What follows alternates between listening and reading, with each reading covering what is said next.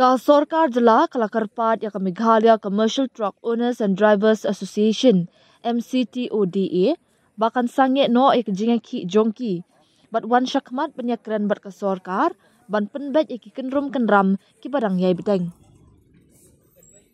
habakran syakilat putai kubor ha ka hinyo trik nai wieng usembut menteri rangba ka Jala obak Preston Tensong ulaong baka Sorkar kalakot ya ka jingalang ban penyat da usembut menteri rangba ubak singa bahalang thar bat ke MCTODA banyakran halor kene kam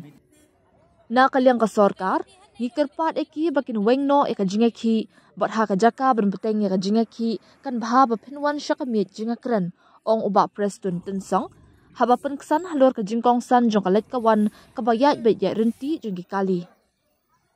ulaong baka Sorkar kadang ap ya karai na ka MCTODA ha kabaya day baka jingweng no ya ka jingaki. Ngidang ap ya karai kaba kinshim bat ngat harai menta ka janmien. Habak kali halor ka jing syakem kinongelam ka MCTODA ubak Preston ulaong bakaan kan shim ya la ka jong ka lenti.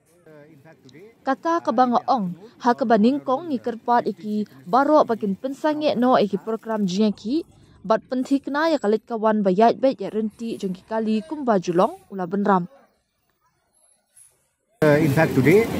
in the afternoon, our Honorable Deputy Chief Minister Shri Singaw Bahalang Dehar, who is also looking after the Transport Department, he has a meeting with them again today in the afternoon. So from the government side, we requested them to withdraw the agitational program, and instead of doing that, better you come to the table for discussion. So now we have requested them to immediately lift the agitation, and we are waiting for the decision to be taken by them, I think now in the evening. That, the law will take its own course. That's what I'm saying. So first of all, we would request all of them to call off the program and make sure that the movement, the traffic movement